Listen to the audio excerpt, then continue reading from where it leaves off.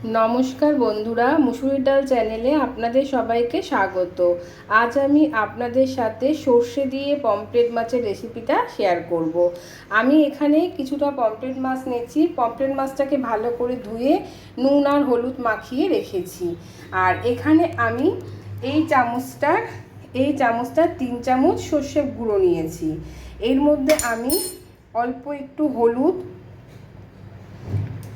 অল্প একটু নুন আর অল্প একটু লাল ঝাল লঙ্কার গুঁড়ো দেবো। দিয়ে এটাকে আমি উষ্ণ গরম জল দিয়ে এটাকে একটু ভিজিয়ে রাখবো।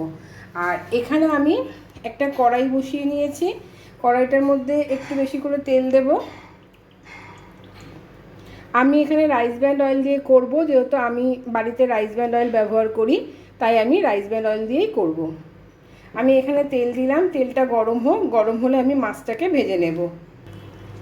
তেলটা খুব ভালো করে গরম হয়ে গেছে।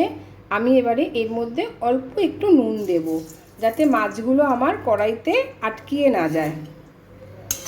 নুনটাকে একটু ভালো করে মিশিয়ে নেব।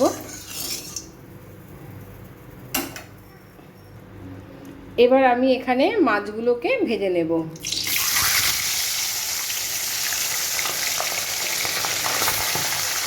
আমি এরকমভাবে মাছগুলোকে ভেজে নেব।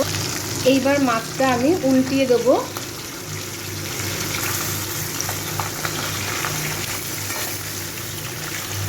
এইভাবে আমি সব মাছগুলোকে খুব হালকা করে ভেজে নেব। মাছগুলো আমার সব ভাজা হয়ে গেছে। আমি এরকম হালকা করে ভেজেছি। পমফ্রেট মাছ বেশি কড়া করে ভাজলে খেতে ভালো লাগে না। আর এখানে মাছ ভাজার পরে এই তেলটা আছে, তেলটার মধ্যে আমি অল্প একটু কালো জিরা দেব। আর এখানে আমি 6টা কাঁচা লঙ্কা নিয়েছি, কাঁচা লঙ্কাটা দিয়ে দেবো। এটা একটু ভেজে নেব। এবার আমি এখানে যে সর্ষেটা ভিজিয়ে রেখেছিলাম এটা দিয়ে দেবো।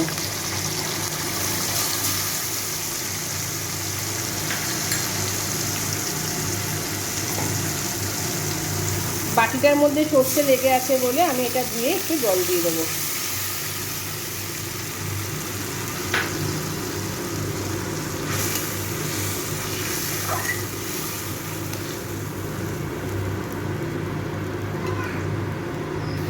এই সর্ষেটার মধ্যে আমি অল্প একটু নুন আর হলুদ লঙ্কার গুঁড়ো দিয়ে এটাকে ভিজিয়েছিলাম উষ্ণ গরম জল দিয়ে, তাই আমি এর মধ্যে আর অল্প একটু নুন দেব।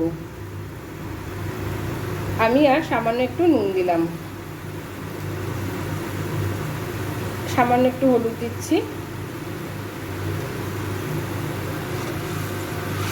এটা ভালো করে একটু মিশিয়ে নেব।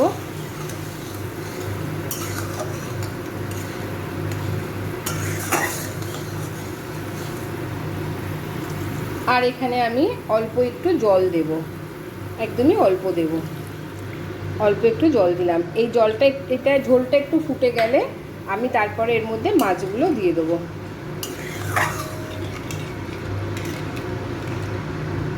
এটা আমি একটু 3-4 মিনিট ফুটিয়ে নেব। এই ঝোলটা আমার ফুটে গেছে।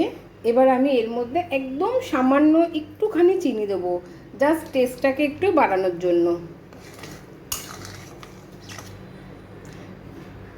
আর একটু ঝোলটাকে টেনে গেলে তারপর আমি মাছটা দিয়ে দেবো, কারণ মাছটা দিয়ে আমি বেশি ফুটাবো না।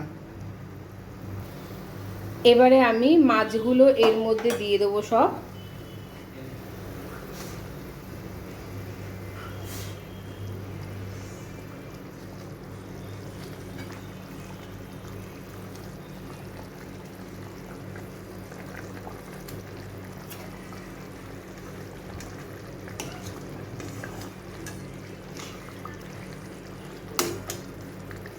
মাছগুলো একটু ফুটে গেলে আমি এটা নামিয়ে নেব। মাছটা আমার একদম রেডি হয়ে গেছে। আমি আর মাছটা দিয়ে ফুটাবো না। আমি এবারে এর মধ্যে একটু কাঁচা সরিষার তেল দেবো। আমি একটুখানি 1 চামচ মতন কাঁচা সরিষার তেল ছড়িয়ে দিলাম, আর ওপর দিয়ে একটু ধনেপাতা দিয়ে দেবো। ব্যাস, আমার এই পমফ্রেট মাছটা একদম রেডি। আমি ঠিক যেভাবে বানালাম আপনারা এইভাবে একবার বাড়িতে বানাবেন। আর আমাকে একটু জানাবেন আপনাদের এটা কেমন লাগলো।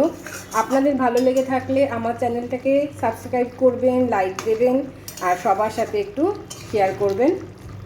চলুন আমি এবার এটা আপনাদেরকে একটু পরিবেশন করে দেখাই। আমার এই সর্ষে দিয়ে পমফ্রেট মাছের রেসিপিটা একদম রেডি হয়ে গেছে। আপনারা এটা বাড়িতে অবশ্যই বানাবেন আর আমাকে একটু কমেন্ট বক্সে জানাবেন আপনাদের এটা কেমন লাগলো। আজকের ভিডিওটা এখানেই শেষ করছি, আবার আসবো আর একটা ভিডিও নিয়ে। আপনারা ভালো থাকবেন, সুস্থ থাকবেন।